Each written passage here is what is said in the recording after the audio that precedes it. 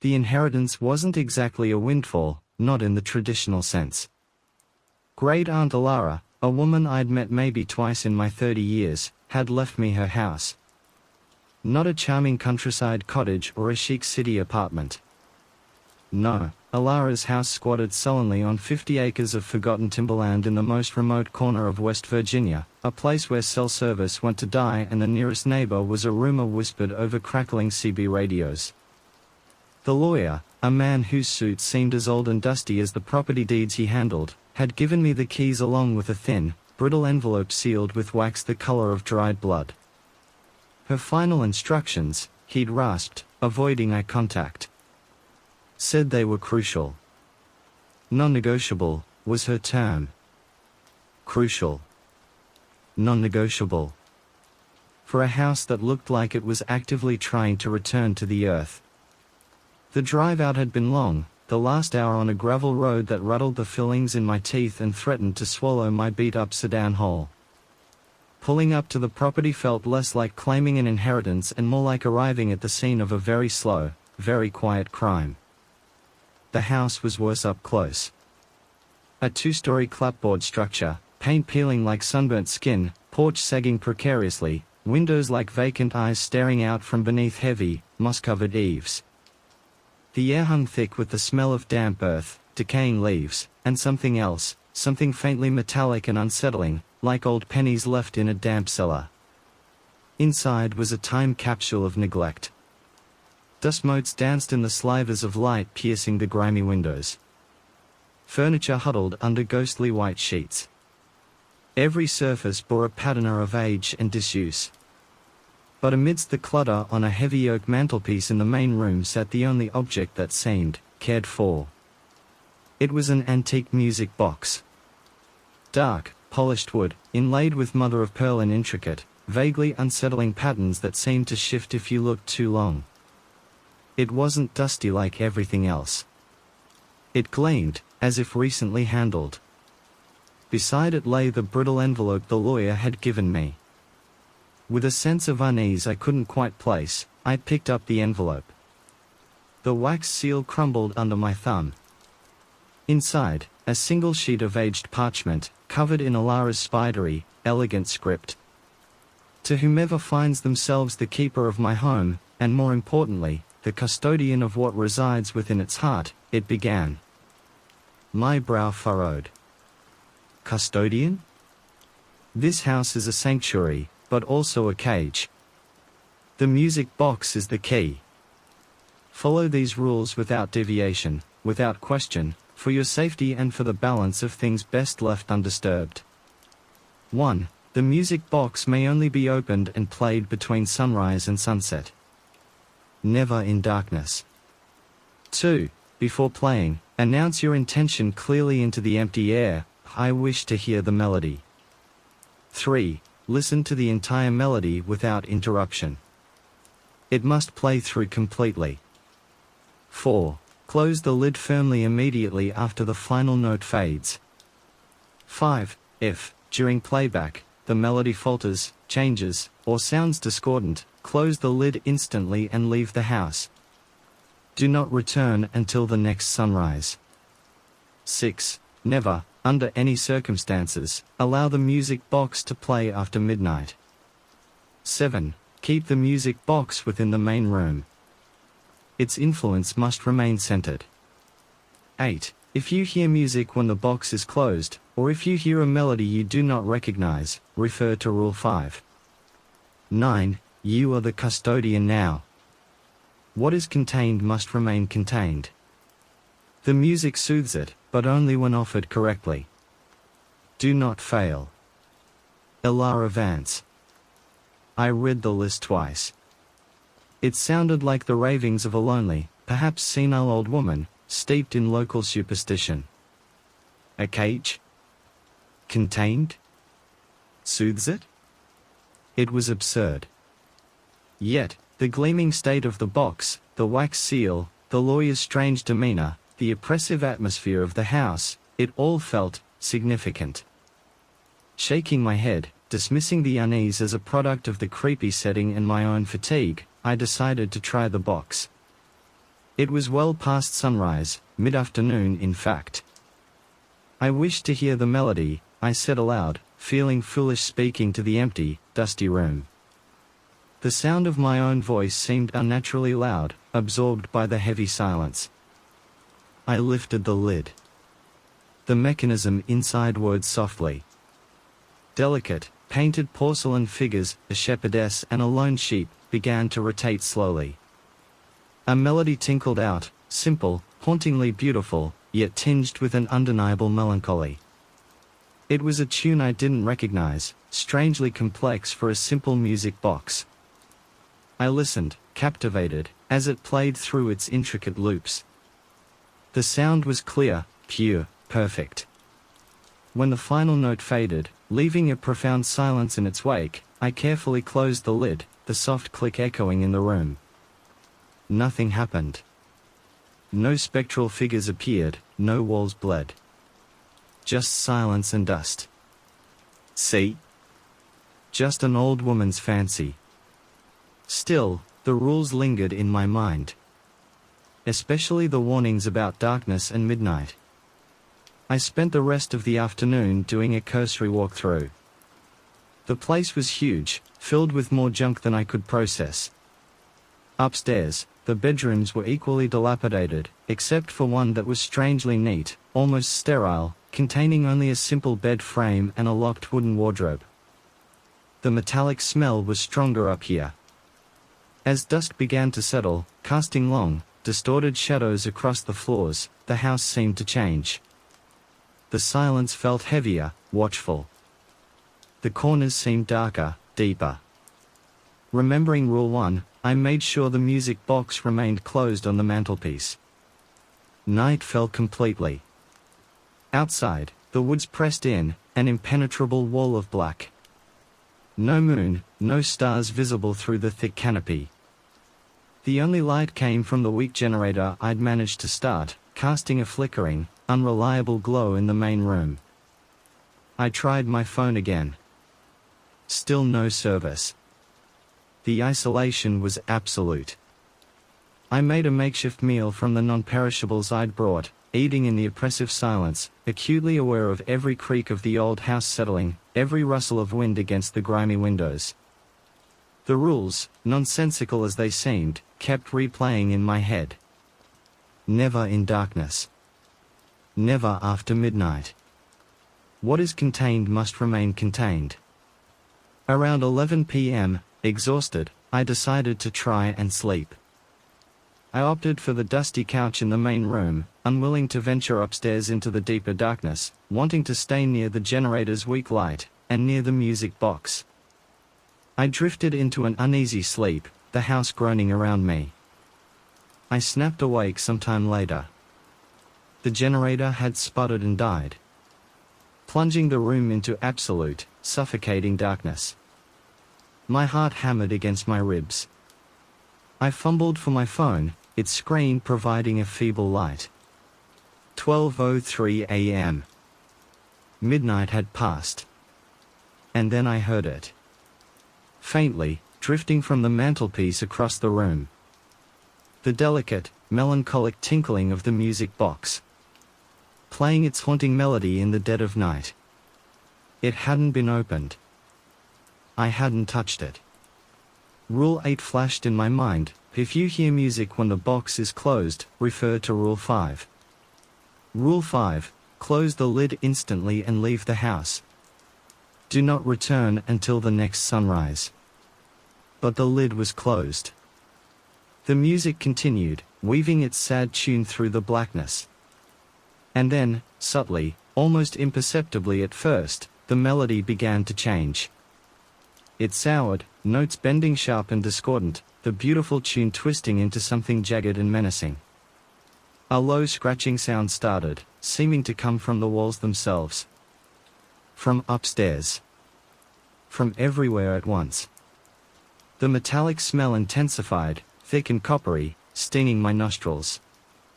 The music box melody grew louder, harsher, a maddening cacophony of wrong notes grating against the silence. The scratching grew frantic, closer. Something heavy thumped upstairs, directly overhead. then again, closer to the staircase. "Leave the house." Elara's warning screamed in my head. Scrambling off the couch, phone light wavering, I stumbled towards the front door, fumbling with the multiple locks Elara had installed. The music box shrieked its distorted tune. The scratching was inside the room now, skittering across the floor just beyond my feeble light's reach. Something thumped against the inside of the locked wardrobe upstairs, the wood groaning. Finally, the last lock gave way. I threw the door open, ready to bolt into the oppressive darkness outside, away from the maddening sound and the unseen scratching. But standing silhouetted on the sagging porch, barring my exit, was a figure. Tall, unnaturally thin, shrouded in shadow, its features lost in the blackness. It didn't move. It just stood there, waiting. And from the house behind me, the discordant melody of the music box reached a fever pitch, accompanied by the splintering sound of wood giving way upstairs. Frozen. That's the only word for it. Trapped between the splintering sounds from upstairs, the frantic, heavy scraping and the ominous groaning of old wood and the silent sentinel blocking the only clear exit.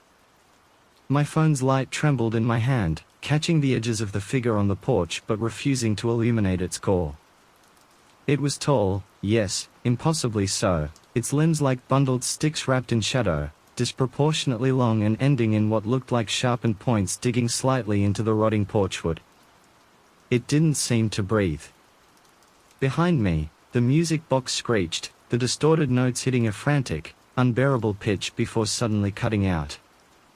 The silence that followed was somehow worse, amplifying the sounds from above.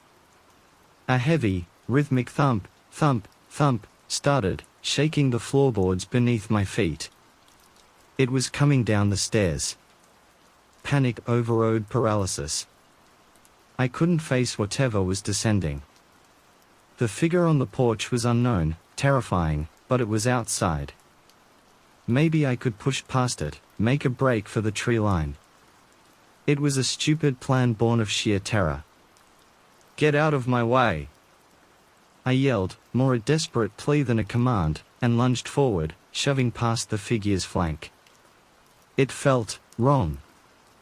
Not solid like a person, but yielding yet resistant, like pushing through thick, cold cobwebs. I stumbled onto the porch, the metallic smell overwhelmingly strong out here, mixed with the damp decay of the woods. I didn't look back. I launched myself off the sagging steps, landing awkwardly on the muddy ground, scrambling to my feet, and sprinting towards the dark embrace of the trees. The house remained silent behind me now, no music, no thumping. Only the unnerving stillness of the figure I'd pushed past. Or so I thought. A sound ripped through the night, not from the house, but from the woods directly in front of me. A high-pitched, guttural clicking, like 1,000 oversized insects chattering in unison. It echoed, seeming to come from multiple directions. I skidded to a halt, peering into the impenetrable darkness ahead. My phone light cut a weak swathe, revealing nothing but tangled undergrowth and the looming trunks of ancient trees. The clicking intensified, closer now. And I saw them. Eyes. Dozens of them, reflecting pinpricks of light from the edges of my phone's beam. Low to the ground, multifaceted like a spider's, glittering with cold, alien intelligence. They weren't just in front of me, they were flanking me, appearing soundlessly among the trees to my left and right. Slowly, deliberately, I started backing away, back towards the house, back towards the figure on the porch. The clicking followed, a rising tide of chitina sound. The figure on the porch hadn't moved. It still stood silhouetted against the gaping doorway, a silent, skeletal statue. Which was worse? The silent watcher or the chattering, many-eyed things emerging from the woods? As I backed onto the muddy patch that served as a yard, my foot slipped. I fell backward, landing hard, the phone flying from my grasp and extinguishing as it hit the ground. Total darkness. Absolute silence, save for my own ragged breathing and the frantic thumping of my heart. Where were they? The figure? The clicking things? Then, a new sound. Soft, almost gentle. The whirring mechanism of the music box, restarting its tune. Not the distorted nightmare melody from before, but the original, hauntingly beautiful air. It drifted from the house, a strangely calming counterpoint to the terror I felt. Something brushed against my outstretched hand. Cold, smooth, like polished wood. I recoiled, scrambling backward through the mud, bumping against the bottom step of the porch. The music played on.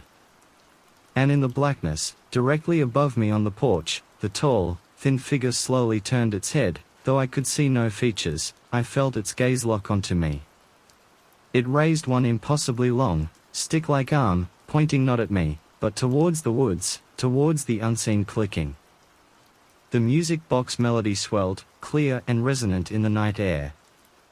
The clicking in the woods abruptly stopped. A low, frustrated chittering replaced it, then faded, retreating back into the depths of the forest. Silence returned, broken only by the music box. I lay there in the mud, trembling, trying to understand. The figure had warned them off. Protected me? Using the music box? Slowly, cautiously, I felt around for my phone. My fingers brushed against its cool case. Relief washed over me as I fumbled with the power button. The screen flared to life, casting a dim glow. I pointed it towards the porch. The figure was gone. Vanished as silently as it had appeared. The front door of the house stood wide open, the haunting melody of the music box spilling out into the night. Hesitantly, I got to my feet. Every instinct screamed at me to run, to get in my car and drive until I hit civilization, rules be damned. But Elara's words echoed, "You are the custodian now. What is contained must remain contained." Had I just witnessed the container and the contained? Was the figure the custodian, and the clicking things what it guarded against? My gaze shifted towards the open doorway, towards the source of the music. Something thumped heavily upstairs again, a single, final-sounding impact. Then, silence, but for the endlessly looping melody. Clutching my phone, I took a tentative step onto the porch, then another, peering into the darkness of the house. The music box continued its lonely tune on the mantelpiece, its porcelain figures rotating endlessly in the dark.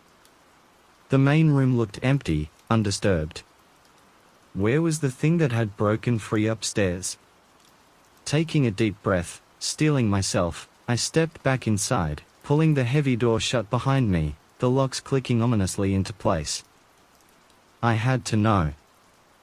I had to see what Elara had truly left me custodian of. Phone light held high, I started towards the stairs.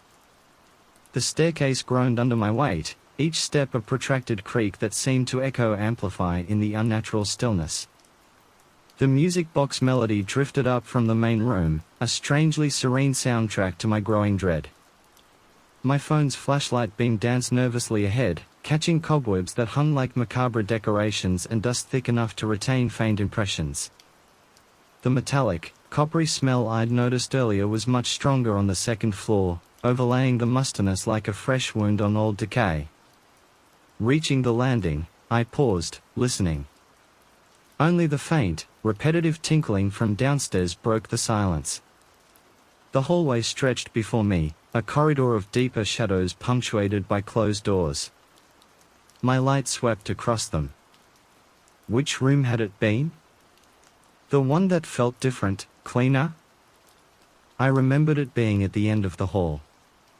Moving slowly, deliberately placing each foot to minimize noise, I advanced. The floorboards felt softer up here, slightly warped by dampness.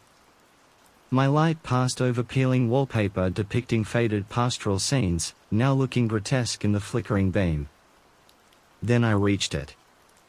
The last door on the left. The door to the strangely neat room. It stood slightly ajar. Pushing it open gently, The hinges emitting only a faint whisper, I shone my light inside. The sterile neatness was gone. Utterly destroyed. The simple bed frame was overturned, its thin mattress ripped, disgorging clumps of yellowed stuffing. But the main focus of destruction was the wardrobe. It lay in pieces, splintered wood scattered across the floor as if blown apart from the inside. The heavy doors were ripped from their hinges, one lying flat, the other propped drunkenly against the wall. Whatever had been locked inside had clearly possessed immense strength. My light played over the wreckage. And then I saw them. Scratches. Deep gouges scoring the floorboards, radiating outwards from the destroyed wardrobe. Not the frantic, random scratches I'd heard earlier skittering across the floor downstairs. These were heavier, deliberate, carving deep into the wood. They weren't made by claws, not exactly. They looked almost metallic. Like something made of rusted, heavy-gauge steel had been dragged or had clawed its way out. Mixed with the splintered wood were unsettling stains. Dark, viscous, almost black, and glistening wetly in my flashlight beam. They pulled near the wardrobe's remains and spattered the walls. It wasn't blood, or at least, not like any blood I'd ever seen. It smelled foul, oily, and intensely metallic, the source of the odor permeating the upper floor. My light traced the path of the deep scratches and dark stains. They led from the wardrobe, across the ruined room, and out into the hallway, heading back towards the staircase. Towards where I had been standing just moments ago when the music box melody reverted to its original tune. What is contained must remain contained. The music soothes it, but only when offered correctly. Had the correct music somehow recalled it? Lured it back? I shone my light back towards the shattered remains of the wardrobe. Was it back inside? Hiding amongst the debris? Cautiously, I approached, stepping over splintered planks. I nudged a piece of the broken door with my foot. Nothing stirred. I shone my light into the dark recesses of the wardrobe's base, expecting to see glowing eyes or shifting shadows. There was nothing. Just more wreckage, more dark stains. But as my light moved across the back panel of the wardrobe, miraculously still intact, I saw something else. Carved into the wood, mirroring the deep gouges on the floor, were symbols. Intricate, non-repeating patterns, vaguely geometric but disturbingly organic, like circuitry designed by something utterly alien. They seemed to pulse faintly in the light. And beneath the carved symbols, smeared in the dark, oily substance, was a single, fresh handprint. It was small, childlike, but the fingers were too long, ending in points that had dug into the wood. The same substance coated the inside of the print, thick and glistening. My stomach churned. This wasn't just some beast Elara had locked away. This was something else. Something that could leave prints, carve symbols. Something connected to the music box, the figure on the porch, and maybe even the clicking things in the woods. Suddenly, the music downstairs stopped. Abruptly. Mid-note. The silence that crashed down was absolute, deafening. Even the usual night sounds outside seemed to cease. I strained my ears, listening for any sound: scratching, thumping, breathing. Nothing. Then, a faint sound from the hallway behind me. A soft, wet shuffling. Slowly, heart pounding against my ribs so hard it felt like it might break free, I turned. My phone light cut through the doorway, illuminating the hallway floor. The deep, metallic scratches led away from the room, towards the stairs. But now, overlaid on top of them, leading back towards the room from the direction of the stairs, was a trail of small, wet footprints. Footprints matching the childlike handprints smeared on the back of the wardrobe. They stopped just outside the bedroom door, right where the shuffling sound had originated. And lying on the floor, directly in my flashlight beam, gleaming wetly, was the small, painted porcelain sheep figure from the music box. Its head was snapped cleanly off. My blood ran cold. The broken porcelain sheep, lying innocently on the floorboards, felt like a deliberate message, a violation. The shuffling sound had stopped the instant my light hit the figure. Had it been placing it there? Watching me? I swept the flashlight beam around the immediate vicinity. The hallway stretched emptily towards the stairs in one direction and deeper into the house in the other. No movement. No sound except the frantic thudding in my own ears. But the wet footprints, small and sharp, were undeniably fresh, leading away from the broken sheep, back towards the staircase. Back towards the main room where the music box sat silent. It wasn't upstairs anymore. It had come downstairs. After the music stopped, a sickening realization washed over me. The music box wasn't just soothing it, keeping it contained. It was controlling it.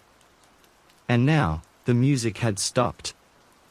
What did that mean? Was it free? Was it hunting? My gaze snapped back to the broken sheep. Its tiny, painted eyes seemed to stare up accusingly. Why break this piece? Was it symbolic? A warning? Forget the upstairs room. Forget the creature for a moment. I had to get to the music box. I needed to see why it had stopped. Maybe restarting it would contain, whatever it was, again. Pivoting slowly, phone light cutting a swathe before me, I began to creep back towards the stairs. Every shadow seemed to coalesce into menacing shapes. The silence pressed in, heavy and expectant. The wet footprints continued down the hall, clear evidence of its passage. They were small, yes, but there was an unnatural length between each step, suggesting a gait that wasn't human, despite the shape. As I reached the top of the stairs, I paused, listening intently, shining my light down into the darkness of the main room below. Nothing. Just the faint outlines of the sheet-covered furniture and the mantelpiece across the room.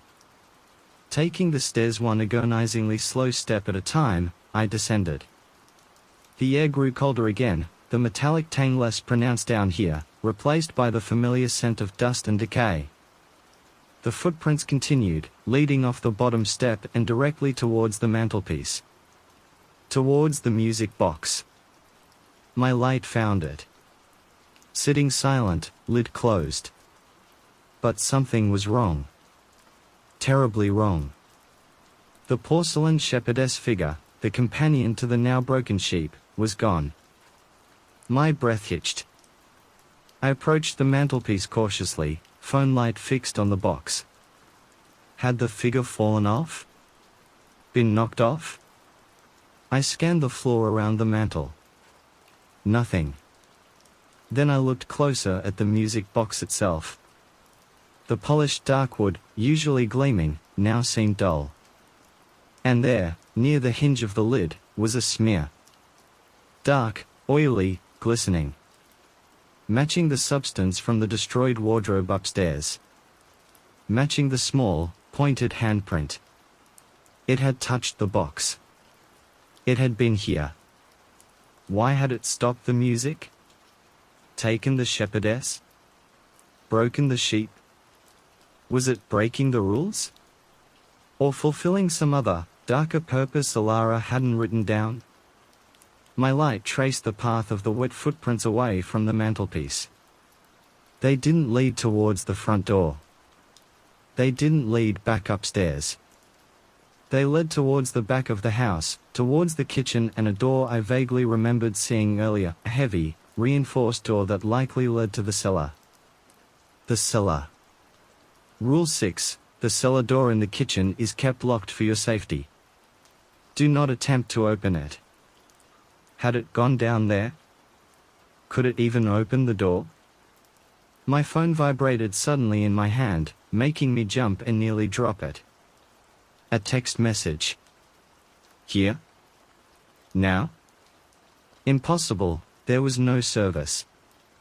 Trembling, I looked at the screen. Unknown number. Just like the text Charles Thornfield received in the other story. The message contained only 3 words. It remembers you. It remembers you. The words on the phone screen pulsed with a malevolent energy, seeming to confirm the chilling implication of the broken sheep and the missing shepherdess. This wasn't random destruction. It was personal. But how? I'd never seen the creature before, never interacted with whatever Elara kept locked away. How could it remember me? My gaze was drawn back to the footprints leading towards the kitchen. Towards the cellar. The source of the original metallic smell, the place Elara explicitly forbade entry. The weight of the custodian role pressed down on me. If it had gone down there, breaking Elara's containment, wasn't it my responsibility to follow? To ensure it remained confined? Or was that exactly what it wanted? The house felt different now.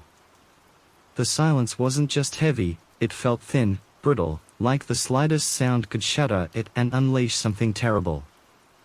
The air tasted metallic, charged with static electricity. Clutching the phone, my only light and now a source of cryptic warnings, I followed the small, wet footprints into the kitchen. They were clearer here on the linoleum floor, each print sharp-edged, filled with that dark, oily residue. They led directly to a thick, iron-banded wooden door set low in the wall, almost hidden beneath the staircase leading to the second floor. It looked ancient, far older than the rest of the house, secured with not 1, but 3 heavy deadbolts and a large, rusted padlock. Rule 6 screamed in my mind, but do not attempt to open it. But the footprints stopped right at the door. There was no sign it had forced its way through. No damage to the wood, no scratches on the metal. Had it somehow phased through? Or was it waiting just on the other side? Hesitantly, I reached out and touched the cold metal of the padlock. It felt strangely warm. I shone my light on the deadbolts. They were all firmly locked. But then I noticed something else. Dangling from the padlock's shackle, placed there deliberately, was the missing porcelain shepherdess figure, completely intact. It hadn't taken it into the cellar. It had left it here. Another message. My light traced the figure. Its painted eyes seemed to follow the beam. The shepherdess, usually depicted watching over her sheep, now seemed to be guarding the cellar door. Or perhaps, luring me towards it? I leaned closer, putting my ear against the thick wood. Silence. Not even the usual hum of the generator, which was still dead, or the settling sounds of the house. Just a dead, flat silence, as if the space beyond the door didn't exist in the same reality. Then, a faint whisper, seeming to come from the wood itself, right against my ear. Heard, you. I recoiled, stumbling backward, heart leaping into my throat. It wasn't just remembering me, it had heard me when I first arrived, when I played the music box. Forget the cellar. Forget being the custodian. I needed to leave. Now. Rule 5 applied when the melody faltered, leave the house.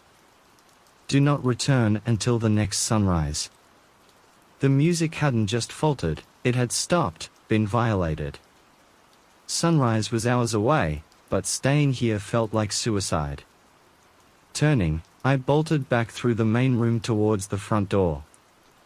I didn't care about the figure on the porch anymore, anything was better than being trapped inside with it. My hand was on the doorknob when my phone vibrated again. Another text. Same unknown number. Too late. Listen. Listen? Listen to what? The oppressive silence? And then I heard it. Not from the cellar. Not from upstairs. But from outside. The faint, unmistakable clicking sound. The sound of the many-eyed things from the woods. But it wasn't distant this time. It was close. Just beyond the front door. On the porch. Scratching softly at the wood. They weren't retreating anymore. They were trying to get in. And the figure that had warned them off earlier was gone. Had it called them back? Released them? I backed away from the door, phone light shaking, illuminating the silent music box on the mantelpiece, then swinging towards the dark opening leading to the kitchen and the cellar door beyond. Trapped. The scratching at the front door grew bolder, more insistent. The wood splintered slightly.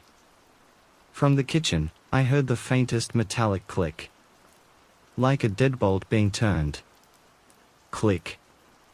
The sound echoed from the kitchen, sharp and metallic against the sudden silence from the front door. The scratching had stopped. I held my breath, phone light aimed uselessly at the front door, expecting it to burst inward under the assault of the clicking things. But nothing happened. The silence outside was absolute, as if the woods themselves were holding their breath. Click. Another deadbolt slid free on the cellar door. Followed by the third. Then, the grinding protest of the rusted padlock being turned, not forced, but unlocked. My light snapped towards the kitchen entrance. The heavy, iron-banded door began to creak open inwards, agonizingly slow. Pitch darkness yawned beyond it, a void that seemed to suck the feeble light from my phone. A wave of indescribably foul air rolled out, colder than the rest of the house, thick with the smell of stagnant water, deep earth, and something indescribably ancient and rotten.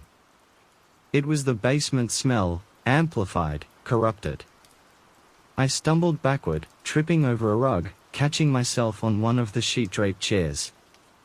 My light wavered wildly between the now silent front door and the slowly opening cellar portal. Cornered. Utterly, hopelessly cornered. Something began to emerge from the cellar's black maw. Not the towering, grey creature I'd glimpsed upstairs. This was smaller, hunched, moving with a disturbing fluidity. At first, all I could see was a long, pale hand with fingers like sharpened twigs gripping the door frame. Then a head, too large for the body, slick with the same dark, oily substance I'd seen upstairs, turned slowly towards the main room. I couldn't make out features, only the glint of wetness and the suggestion of eyes that seemed to absorb the light.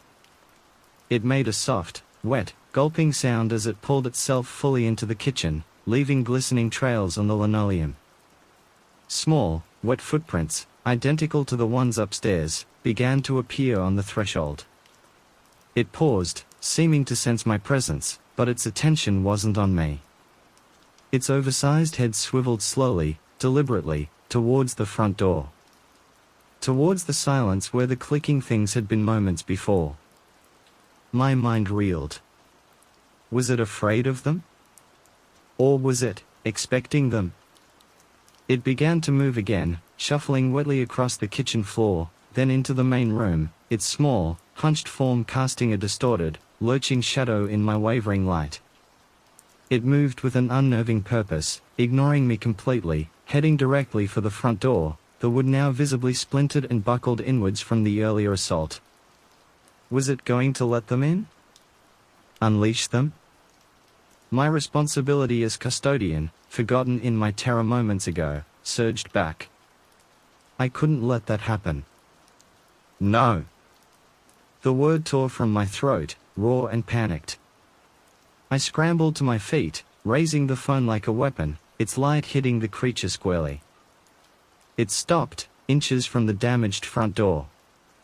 Slowly, painstakingly, it turned. Its head tilted, regarding me. Now, in the direct beam, I could see more. The face was vaguely childlike, but stretched, distorted over unnatural bone structure. The skin was pale, almost translucent, slick with the oily black fluid. And the eyes, they weren't the multifaceted insectoid eyes from the woods. They were single orbs, large, black, and depthless, reflecting my own terrified face. But within those black depths, swimming like oil on water, was a flicker of iridescent green. Emerald green. It opened its mouth, revealing not fangs, but rows of small, needle-sharp teeth, stained black. A low, sibilant hiss escaped, coalescing disturbingly into a single, drawn-out word. Mine. It wasn't claiming the house. It was claiming me. The word hung in the air, thick with possessive hunger. Before I could react, before I could even process the horror of that claim, the front door exploded inwards. Not from the clicking things outside, but from the figure I'd pushed past on the porch. The tall, impossibly thin form unfolded itself into the room, silent as death, its shadowy limbs extending. It moved between me and the creature from the cellar, facing the smaller horror, one long arm raised, pointing, mirroring the gesture it had made towards the woods earlier. The cellar creature hissed, recoiling slightly, its black eyes fixed on the tall figure, the green within them swirling with something that looked like fear, or recognition. The air crackled with unseen energy. The tall figure stood utterly still, its featureless presence somehow more intimidating than the grotesque creature it faced. The cellar creature, hunched and dripping, remained frozen, its black, green-flecked eyes locked onto the pointing limb of the taller entity. The hissing sound it made earlier subsided into a low, wet gurgle, like water draining down a blocked pipe. I remained pressed against the far wall, phone lights still fixed on the bizarre tableau. Neither creature acknowledged me now. Their focus was entirely on each other. Was this a battle for control? A confrontation between keeper and prisoner? The tall figure seemed protective, having intervened twice now, once against the clicking things, and now against this cellar horror. But protective didn't feel quite right. Its presence was too cold, too alien. Territorial, perhaps? Slowly, the tall figure lowered its pointing arm. It took a step towards the cellar creature, a silent, gliding movement that stirred no dust. The cellar creature flinched, shuffling backward a step, its oversized head dipping low, emitting another soft, sibilant hiss. It seemed subservient? Afraid? The tall figure stopped, looming over the smaller one. It tilted its head, a gesture unnervingly similar to the one the cellar creature had made towards me just moments before. A low vibration started, seemingly emanating from the tall figure's chest, a sound deeper and more resonant than the music box, almost too low for human ears to register, felt more in the bones than heard. The cellar creature responded, letting out a series of rapid, high-pitched clicks, surprisingly similar to the sound of the things outside, but wetter, more organic. It raised one of its pale, twig-like hands, not in attack, but in what looked like a gesture of supplication, its long fingers trembling. What were they doing? Communicating? Negotiating? As the low vibration from the tall figure continued, the cellar creature seemed to shrink in on itself, its movements becoming jerky, almost spastic. The black, oily substance coating its skin began to bubble slightly, releasing faint tendrils of dark vapor that dissipated in the air. The green flecks in its eyes pulsed erratically.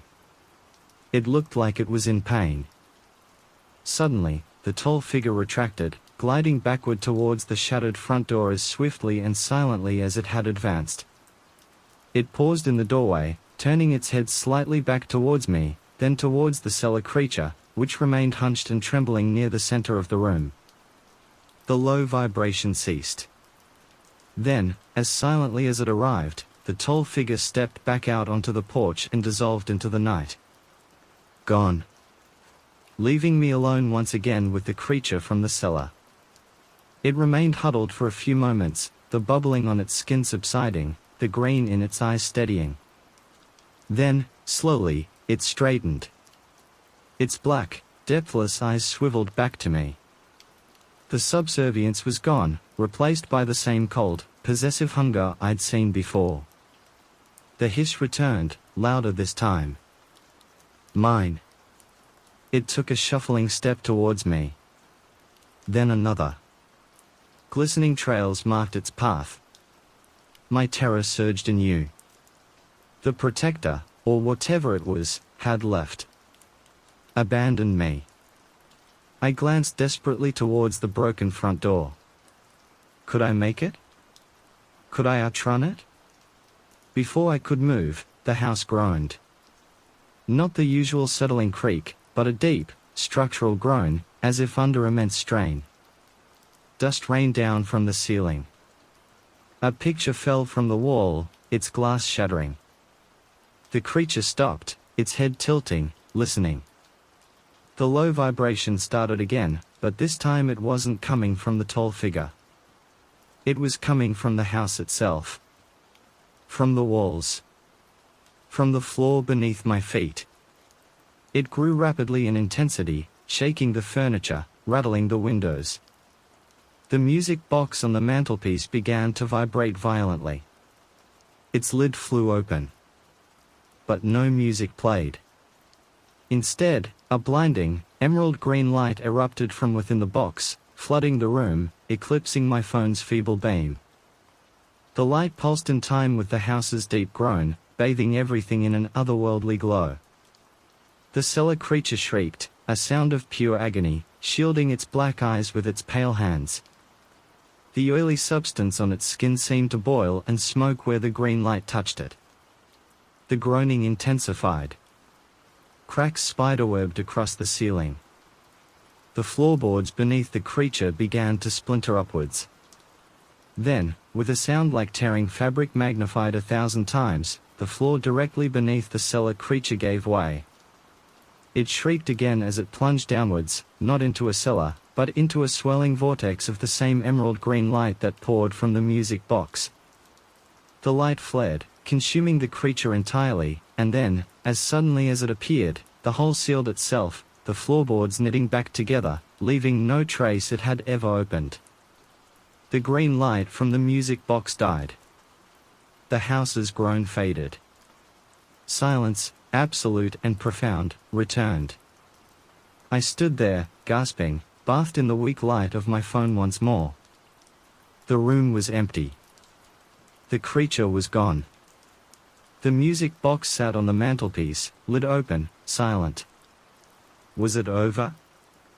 Had the house itself intervened? Protected itself? Protected me?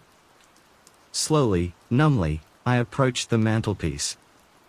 The open music box seemed inert now, just an antique object. But inside, where the porcelain figures should have been, there was nothing but the winding key and the mechanism. Both the shepherdess and the broken sheep were gone. And nestled deep within the velvet lining, almost invisible, was a single, dried, pressed, four-leaf clover. My phone chimed. A new text. Unknown number. Not yours to keep. Sunrise brings the master. Sunrise brings the master. The words burned on the screen, colder and more menacing than any threat so far. The master? Of the house? Of the creatures? Of the music box itself? And not yours to keep? Was it the house? This unwanted inheritance? Or the role of custodian, a burden I was already failing spectacularly at? My mind raced, connecting the cryptic message to the empty music box, the missing figures, the strange four-leaf clover. Was the clover Elara's? A protective charm? Or something left by the master? The silence in the house was no longer empty, it was charged, waiting. The air felt thin, difficult to breathe. I looked towards the grimy windows. Outside, the oppressive blackness of the woods remained absolute, but the first hints of pre-dawn grey couldn't be far off. Maybe less. And then the master would arrive. My gaze kept returning to the open music box on the mantelpiece. The source of the green light, the vortex that had consumed the cellar creature. It felt like the heart of the house, pulsing with an energy I couldn't comprehend. Leaving it open felt wrong, dangerous.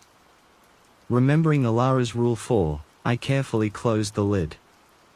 The click echoed unnervingly loud. As I did, I noticed something I'd missed before. Faint, almost invisible etchings covered the inside of the lid, obscured by the velvet lining. They weren't the mother-of-pearl inlays, these were finer, sharper, like the symbols carved into the back of the destroyed wardrobe upstairs. Alien circuitry. A map? Instructions? I ran my fingers over them. They felt cold, raised slightly from the wood. A floorboard creaked upstairs. I froze, phone light snapping upwards towards the landing. Silence. Just the old house settling? Or was something else still here? Had the green light truly banished the cellar creature, or merely sent it elsewhere? The text message pulsed in my mind. Not yours to keep. What if it meant me? What if I wasn't meant to survive until sunrise? Forget waiting. Forget understanding. I had to get out, master or no master. I turned back towards the shuttered front door.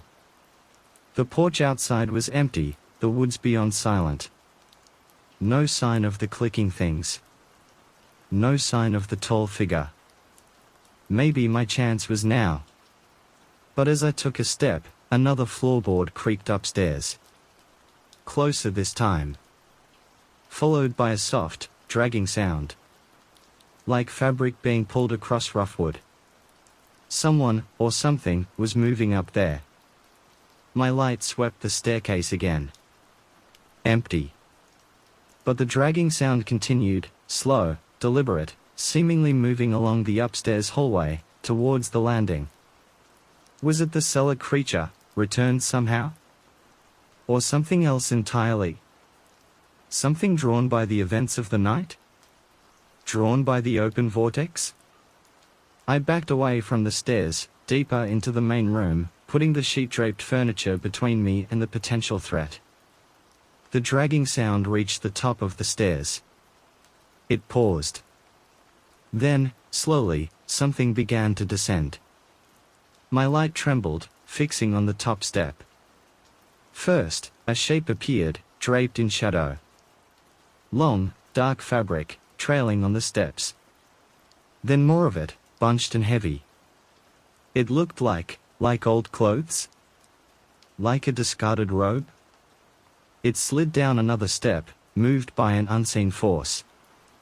And then I saw what was inside the fabric. Bones. Yellowed, ancient-looking bones, spilling haphazardly from the bundle of dark cloth. A human skull, jaw slack, empty sockets staring, rolled free and bounced wetly down a couple of steps before coming to rest. The dragging continued, the pile of bones and rotten fabric slithering downwards like a grotesque, disjointed snake. This wasn't the cellar creature. This was something else. Something disturbed. Released? The pile reached the bottom of the stairs, collapsing into a heap on the floor. The metallic smell, absent since the creature vanished, returned faintly, emanating from the pile of bones and rags. I stayed hidden behind the furniture, barely breathing. What was this? Why now? The pile lay still for a moment. Then, slowly, unnaturally, a single skeletal hand began to rise from the heap, bones clicking softly together. It reached, fingers splayed, towards the mantelpiece. Towards the music box. Before it could get far, the front door, still hanging broken on its hinges, slammed shut with impossible force, plunging the room back into near darkness as my phone light became the only illumination again. The skeletal hand froze. From outside, drowning out all other sound, came a single, deafening, guttural roar. It shook the very foundations of the house, rattling the windows, vibrating through my bones. It wasn't the clicking things. It wasn't the cellar creature. This was something vast, ancient, and filled with terrifying power. The master had arrived. The roar from outside wasn't just sound, it was a physical force, pressing against the walls, making the floor vibrate beneath my feet. The air thickened, becoming heavy and difficult to breathe, tasting of ozone and ancient dust. My phone light flickered erratically, threatening to die under the sheer pressure of the presence outside. The skeletal hand reaching for the music box froze midair, then retracted sharply, bones cluttering as it collapsed back into the heap of rags and decay at the bottom of the stairs. The pile itself seemed to shrink, drawing in on itself as if terrified by the sound outside. Even the dislodged skull rattled slightly against the floorboards. Whatever this pile of bones represented, it was clearly subservient to, or terrified of, the master. Outside, the roar subsided, replaced by a heavy, deliberate scraping sound dragging along the exterior walls of the house, like stone grinding against wood. Then, silence again, but heavier, more menacing than before. Followed by a slow, rhythmic thump, thump, thump, against the front door. Not frantic like the clicking things, but immensely powerful, each impact shaking the door frame, sending dust and splinters falling. I scrambled further back, shoving a sheet-draped table between myself and the front door, crouching behind it. My eyes darted between the vibrating door, the inert pile of bones, and the silent, open music box on the mantelpiece. Elara's rules offered no guidance for this. The master wasn't mentioned. Was this beyond the scope of the custodian's duties? Was this the end of the containment Elara had fought to maintain? The thumping stopped. A low, guttural voice mumbled something incomprehensible just outside the door, the words vibrating through the wood. It didn't sound human. It sounded like rocks grinding together, forming syllables freighted with ancient malice. Then, with horrifying slowness, the doorknob began to turn. The locks I'd desperately engaged earlier clicked, one by one, unlocking from the outside. The final lock gave way, and the shattered door swung inwards, scraping against the floor. Standing in the doorway, silhouetted against the pre-dawn gloom, was not the tall, thin figure, nor the cellar creature. This was something else.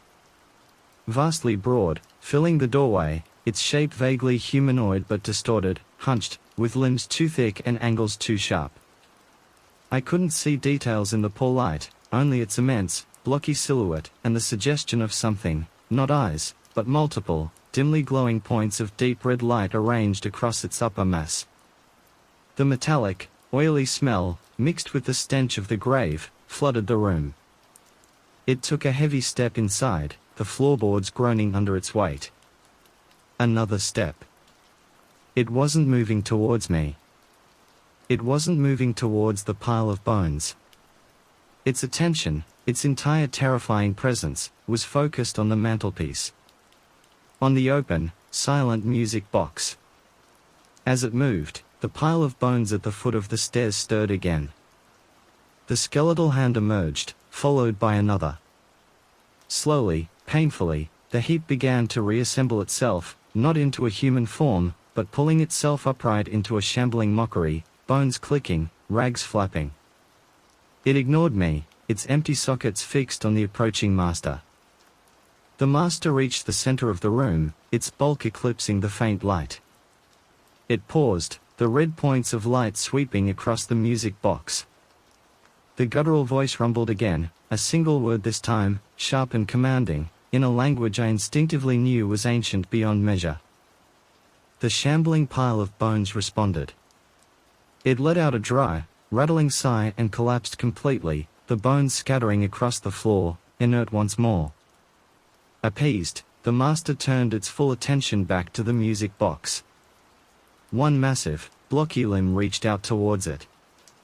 Suddenly, my phone chimed. The third text. Unknown number. Play it. Now. The command on the phone screen felt less like a suggestion and more like a desperate, final instruction from an unseen ally. Outside, the sky was definitely lightening, the pre-dawn grey seeped through the shattered doorway, faintly outlining the monstrous bulk of the master as it reached for the music box. The pile of bones lay scattered and still. It was now or never. Adrenaline surged, cold and sharp. scrabbling out from behind the table. I ignored the master, ignored the scattered bones, and focused solely on the mantelpiece. The distance seemed impossibly far. The master's thick, stone-like limb was extending, its blunt digits just inches from the open box. I launched myself forward, not towards the master, but scrambling onto the couch, then leaping onto the sheet-covered armchair beside it, using it as a springboard. I landed heavily on the dusty floor right beside the mantelpiece, my injured shoulder screaming in protest. The master paused, its massive form beginning to turn, the red points of light focusing on me. The guttural, grinding voice rumbled again, questioning, angry. There was no time to announce my intention as Elara's rules dictated. My fingers fumbled, finding the small winding key on the side of the music box. I gave it a desperate twist. 1 turn. 2. The mechanism inside clicked, resisting. Was it broken? Damaged? The master was turning fully now, its immense shadow falling over me. I could feel a cold radiating from it, a pressure building in the air. I gave the key one last, frantic turn. It caught. The mechanism whirred. The beautiful, melancholic melody began to play. The effect was instantaneous. The master recoiled as if struck, letting out a grating bellow of what sounded like agony and rage. The red lights flared violently. It staggered backward, away from the music box, away from the mantelpiece, its thick limbs flailing. The melody continued, clear and pure, filling the room, pushing back against the oppressive presence. It felt amplified. Stronger than when I'd played it yesterday. The house itself seemed to resonate with the tune, the vibrations in the floor intensifying, matching the rhythm of the music.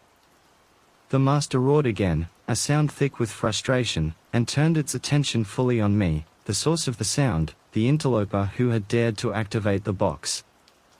It raised one of its massive limbs, preparing to strike. But as the melody reached a specific, complex passage, the same haunting sequence I'd found so captivating before, the faint etchings on the inside lid of the music box began to glow with the same emerald green light I'd seen earlier. The light pulsed in time with the notes. The master froze, its limb held high. The red points of light dimmed, flickering uncertainly. It let out a low, confused rumble, its massive head tilting as if listening intently, not just to the music, but to something within the music. The green light intensified, spilling from the box, bathing the master in its glow. The creature, the master, began to shake, its blocky form seeming to destabilize, edges blurring like stone eroding under immense pressure. It tried to roar again, but the sound came out distorted, fractured, mixed with static and the grinding of rock. Then, horrifyingly, its form began to change. The solid, stone-like exterior cracked and shifted. Beneath it, something dark, viscous, and multi-limbed seemed to writhe, struggling against the green light, against the melody. I caught glimpses of chitin, of segmented legs, of too many eyes, like the clicking things, but vastly larger, ancient, and infinitely more complex. The music box melody reached its crescendo. The green light flared, blindingly bright. The master let out one final, deafening shriek, a sound that was both a roar of stone and the high-pitched chittering of 1,000 insects, before its form imploded. Not collapsing into dust, but folding inwards, consumed by the green light, vanishing utterly, leaving behind only the heavy smell of ozone and disturbed earth. The music box played the final, lingering notes of its melody, then fell silent. The green light faded. The house stopped vibrating. Silence. Again. I stood panting by the mantelpiece, the phone still clutched in my hand, staring at the empty space where the master had been. The scattered bones remained on the floor. The broken front door hung open to the now visibly brightening dawn sky. It was over. The master was gone. Vanquished by the music box? By the house? by whatever power Elara had bound within them? My phone screen lit up. A final text. Unknown number. Containment re-established. Custodian required. Do not fail again. My gaze fell on the open music box. The task wasn't over. It was just beginning. And sunrise was here. The silence stretched, thick and heavy with the aftermath. Dawn light crept through the broken doorway, illuminating the dust motes dancing in the air and the scattered, inert bones at the foot of the stairs. The acrid smell of ozone lingered, a stark reminder of the master's violent unmaking. Containment re-established. Custodian required. Do not fail again. The final text message felt like a verdict, a sentence. Shakily, I pushed myself away from the mantelpiece. My legs felt weak, trembling from adrenaline and terror. My gaze swept the room, the wreckage left by the master's brief, terrifying intrusion, the scattered bones that had briefly animated, the dark stains near the cellar entrance, the silent, open music box. Custodian. The word echoed Elara's own term. It wasn't just a title, it was a function, a necessary component of whatever arcane system kept this place, and the things connected to it, in check. The master's appearance, its focus on the music box, the intervention of the green light, it all pointed to a cycle, a balance that had been disturbed and violently restored. My responsibility hadn't ended with the master's defeat, it had been irrevocably confirmed. Elara hadn't just left me a house, she'd passed on a terrifying, lonely duty. With a deep, shuddering breath, I approached the music box again. The four-leaf clover nestled inside seemed mundane now, just a dried plant. I picked it up. It felt brittle, ancient. Was this Elara's? A key? A symbol? I carefully tucked it into my pocket. Then, obeying an instinct I didn't fully understand, I reached into the box and gently wound the key again. The mechanism clicked softly. I closed the lid, the silence feeling somehow more complete, more correct now. As the lid shut, the scattered bones at the foot of the stairs rattled once, softly, then were still. A faint sigh, like wind through dry leaves, seemed to whisper through the room, and then faded. The house felt settled. Quieter. The charged atmosphere dissipated, replaced by the familiar, heavy silence of neglect. It was still creepy, still unnerving, but the imminent, crushing dread had lifted, replaced by a weary understanding.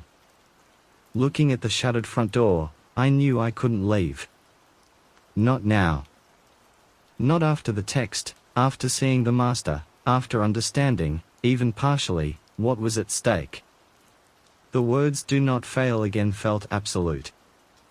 My gaze drifted towards the kitchen, towards the cellar door, still closed, still locked from the outside by whatever had emerged. Towards the source of the cellar creature, the place Elara had forbidden. Towards the place the master had seemingly ignored, focused only on the music box. What other secrets did it hold? What was the true connection between the cellar, the creature, the master, and the box?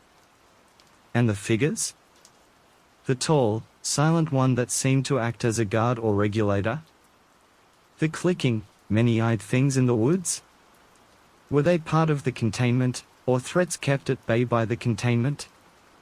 So many questions. So little guidance beyond Elara's cryptic rules and the even more cryptic texts. One thing was clear, I was the custodian now. This house, this music box, this patch of forgotten woods and the horrors intertwined with them were my responsibility.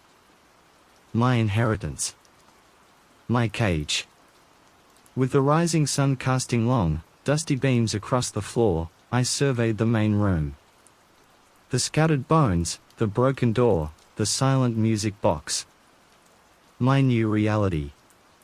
Resigned, weary, and utterly alone, I took another deep breath.